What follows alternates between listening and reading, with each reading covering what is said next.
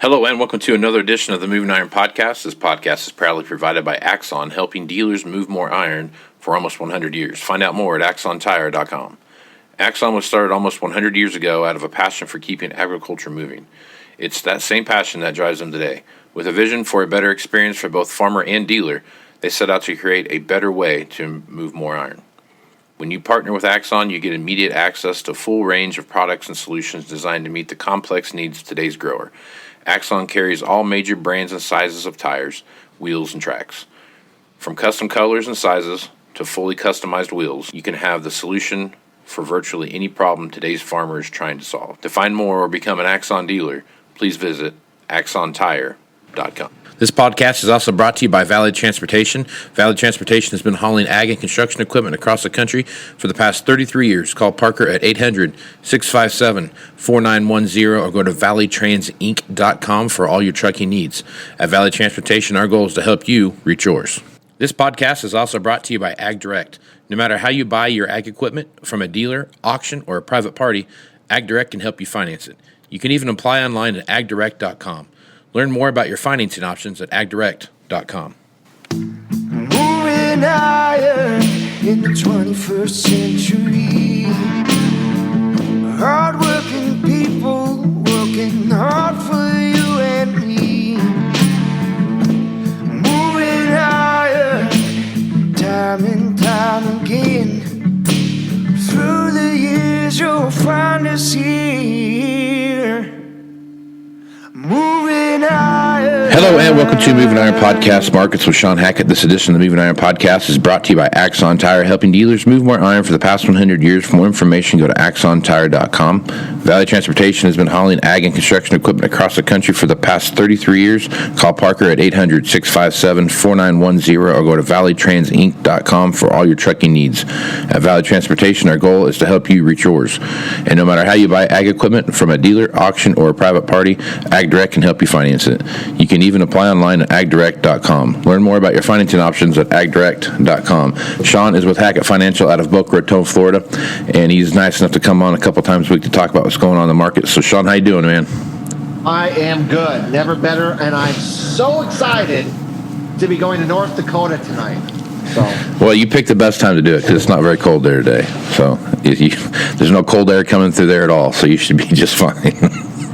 Well, it actually is going to be, for North Dakota standards, a -5 or -8 isn't the coldest it can be there during this time of the year. So I am blessed for the blowtorch temperatures. Right. That's like saying it's cold in Florida when it's 40. So I mean, it's a relative term, right, Shawn? Last week, Gus was telling me it was 7 below, so I'm thankful it's only 8 below. Yeah. So you'll have a nice time while you're there. So speaking of 8 below, tonight's low here is I think it's -5 or something like that. So we're gonna get a taste of that cold weather. Obviously the cold air that we hear out there right now is something we've talked about quite a bit on here. In your last report that came out, you talked about some serious cold weather coming through your neck of the woods down there where you had some freeze and stuff like that. So give an update on that citrus belt down there and what kind of damage you saw from that cold air. And we had the way citrus or orange trees work, Casey. If you have between 28 degrees and 32 degrees for 4 hours, that's considered a soft frost that can hurt leaves, branches, and freeze up parts of the tree. And that impacts the following year's crop, the following year's flowering. So that's an impact to the following year. Now, what's different about orange trees versus coffee trees? Coffee trees, a frost, even a hard frost, doesn't hurt the current production. It only hurts the future production. But in this case, because it's a fruit crop, you can actually damage the fruit if it gets 28 degrees or less for 4 hours. You actually can damage the fruit, and you can hurt current production. So when we look at what took place, 50% of the citrus belt here in Florida received a soft frost.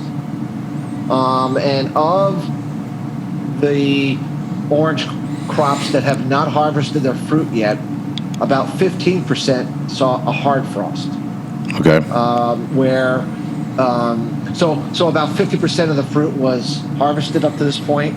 50% was remaining to be harvested. Of that 50%, about 15% was damaged. The fruit was damaged. So it's a serious event. It's the most serious event we've had in 12 years, Casey.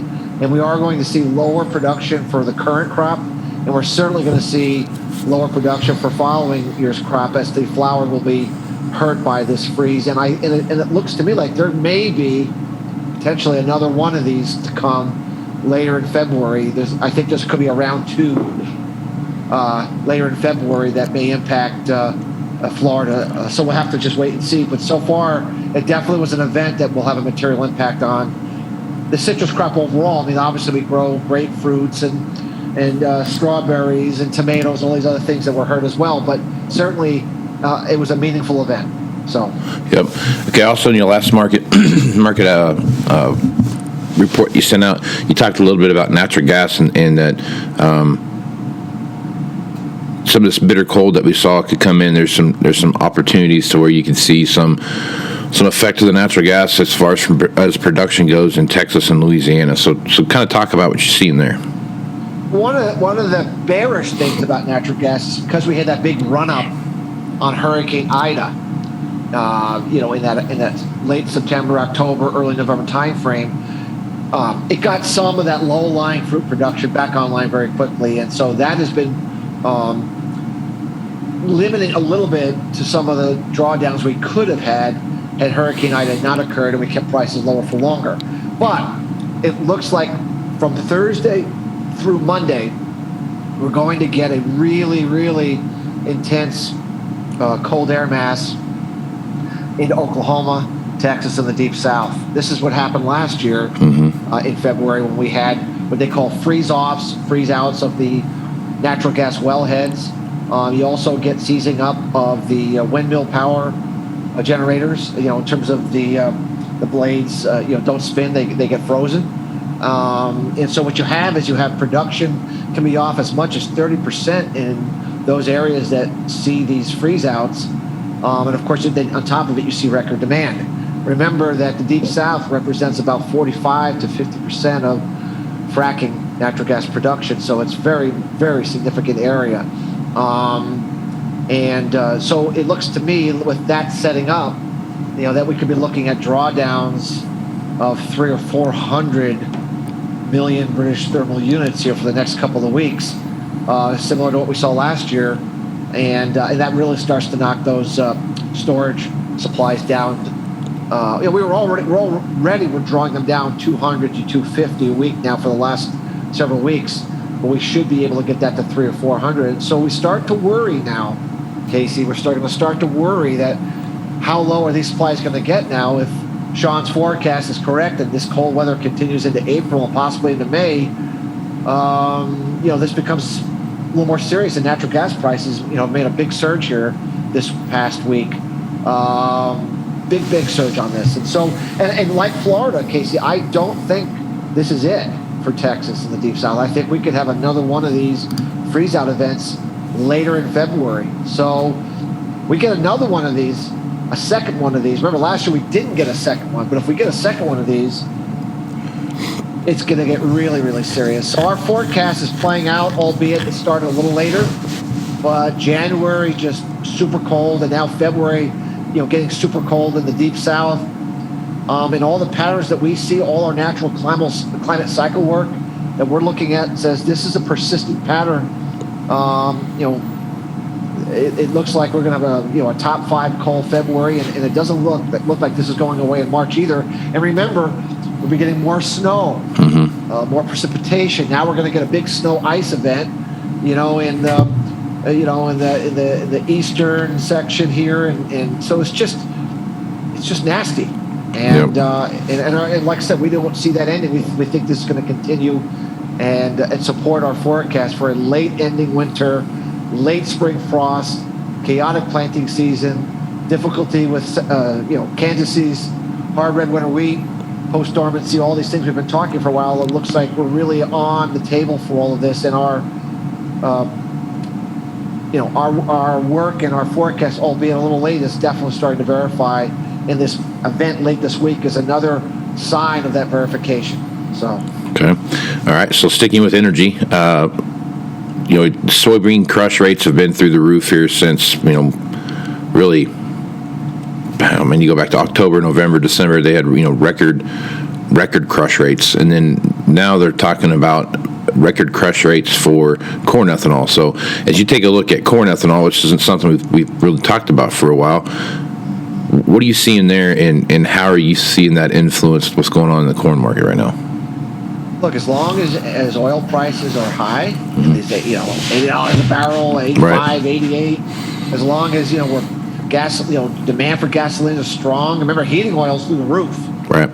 Because of all the cold in the Northeast. And so heating roof has just exploded higher. And so, that's going to keep demand for ethanol very, very strong.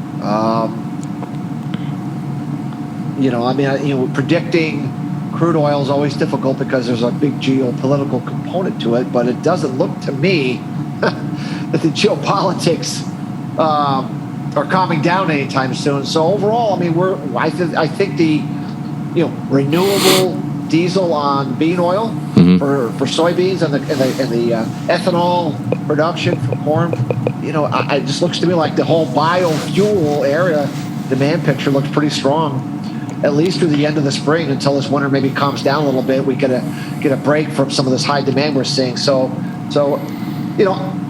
certainly that's not new news. The USDA has incorporated some of that into their numbers, but it probably has not incorporated all of it. When we look at the numbers, it looks like they're still too low, Casey, on some of their expectations for, how much demand for corn, for ethanol, and how much demand for soybean crush, for bean oil. It still looks to me like they're a little low, and that means the ending stocks that the USDA currently has are too high. And I think the market may be sniffing that out with some of these rallies that seem to be going higher than even weather would suggest. Okay. Let's flip over here and talk a little geopolitical stuff for a little bit. We've got obviously the tensions in Russia and Ukraine. Nothing's really changed there. Everything points towards Putin's surge into Ukraine, just basically looking at at what he's doing at the border with all the troops and amassing of equipment and those kind of things. He keeps adding more and more every day. So I don't know that he's either looking for someone to call his bluff or they're going to move forward. So it is what it is there, and that'll have a big effect on wheat. But I guess as you take a look at that situation, and then China's kind of backpedaling on the Phase 1 agreement a little bit here, which I guess is no real shocker. They haven't really been that forthright in the Phase 1 thing anyway to start with. But I guess as you take a look at, let's start with China first. As you take a look at China and the Phase 1 thing and what they have going on there, the talks and back and forth with various trade agreement parties from China and the U.S., they really had a stalemate there. And the U.S. is saying you need to hold up your end, and China's saying we will if we want to. So I guess what's your thoughts there? What are we going to do about it? Exactly, right? There's nothing we can do about it. So I really believe the whole premise was incorrect to begin with. To force somebody to buy from you, I never understood the concept. Why would you force anybody? Either they need you or they don't need you. Right. And if they need you, they're going to buy. They did buy from us like crazy when they needed us. When they needed it, yeah. And if they need it again, they'll come and buy every single bushel we have again. I think global supply and demand is what it is. The U.S. is part of that. If they choose, they want to buy more from South America, if it's available, they should be free to do so. So I think at the end of the day, any time that you're trying to put protectionism in, price controls in, restrict exports, force purchases, anytime you do those kinds of things, it's not. It actually, in the long run, it's not a good thing. It actually hurts the market more than it helps it.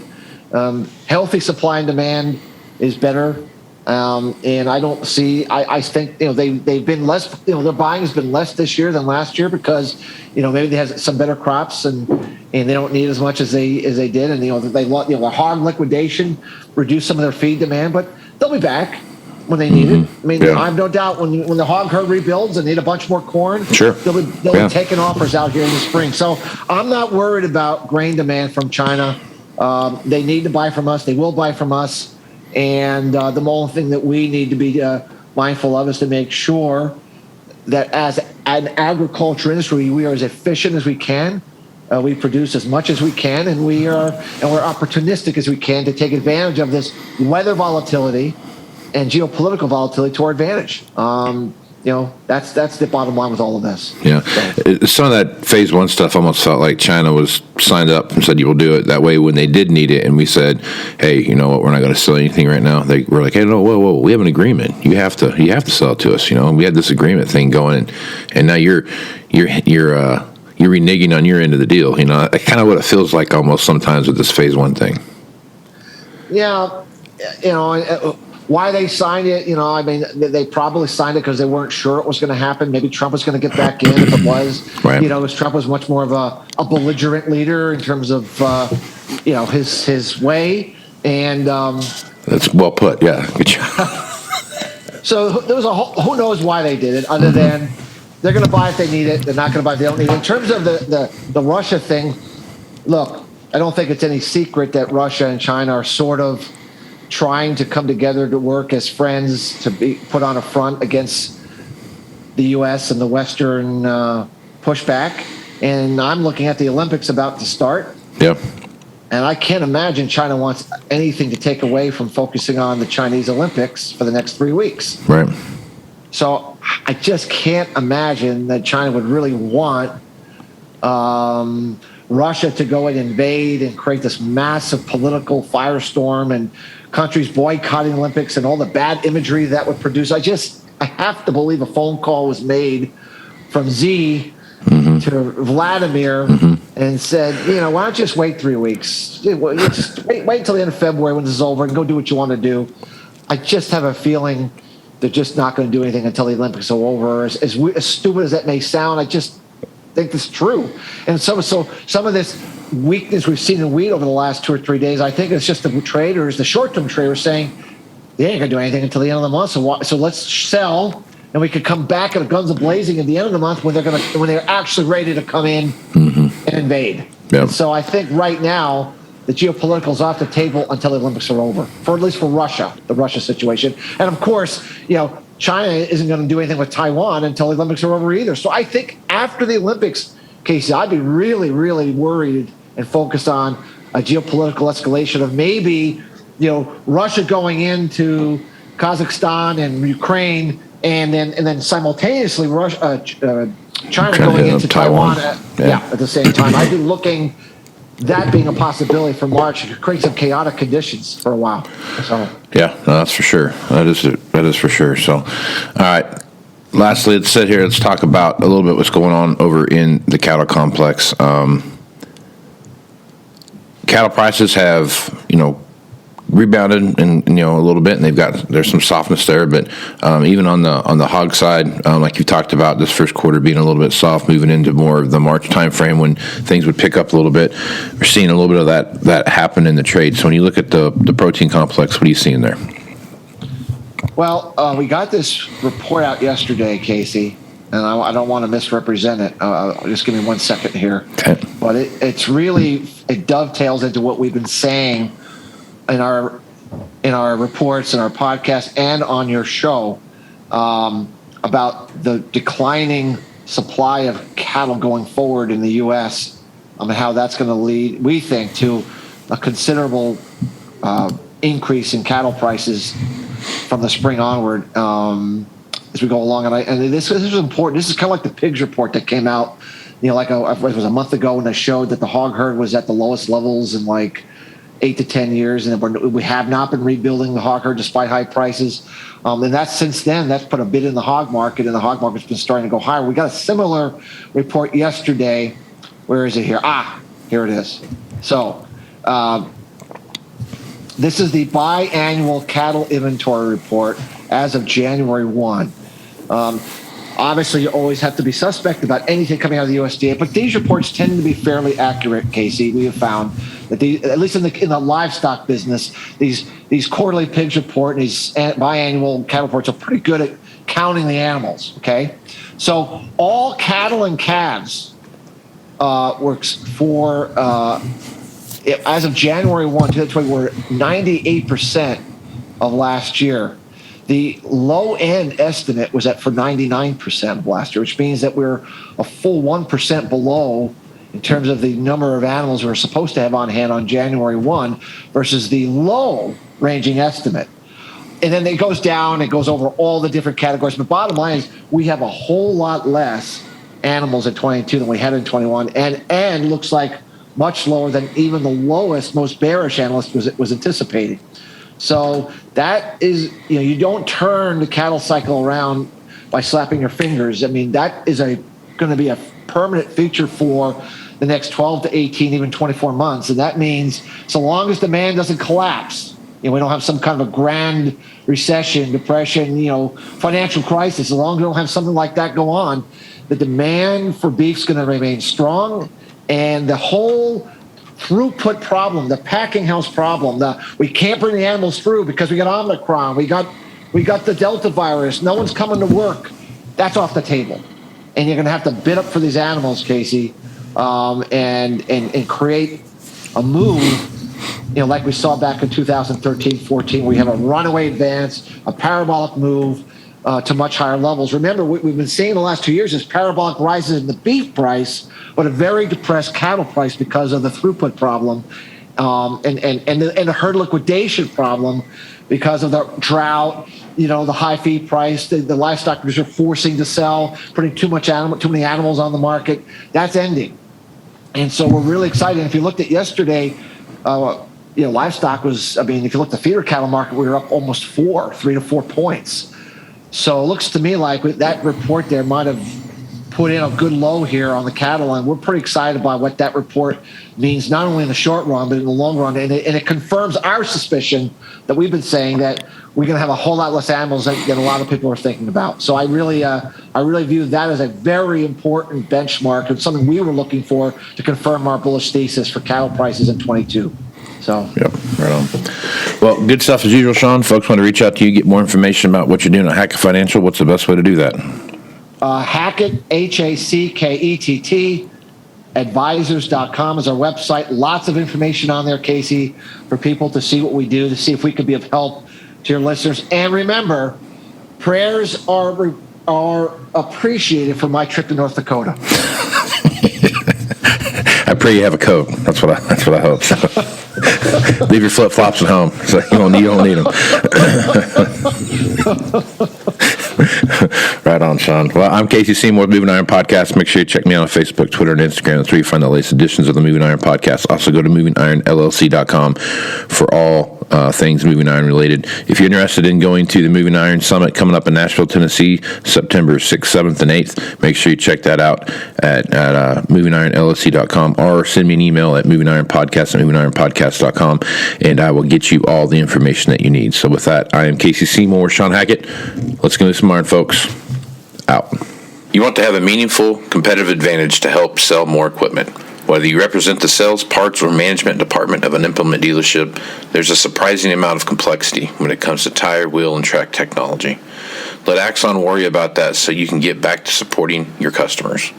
Axon has leveraged years of experience to create a streamlined process that gives you a proven path to help today's grower and sell more equipment. The roots of their organization go back almost 100 years to the invention of the rubber tractor tire. Supporting agriculture is the number one driver of Axon, from product development through sales and service. To find more or become an Axon dealer, head over to axontire.com. Valley Transportation has been hauling ag and construction equipment across the country for the past 33 years. Call Parker at 800-657-4910 for all of your trucking needs. At Valley Transportation, our goal is to help you reach yours. And no matter how you buy ag equipment, from a dealer, auction, or a private party, AgDirect can help you finance it. You can even apply at agdirect.com. Learn more about your financing options at agdirect.com. Moving iron in the 21st century. Hard-working people working hard for you.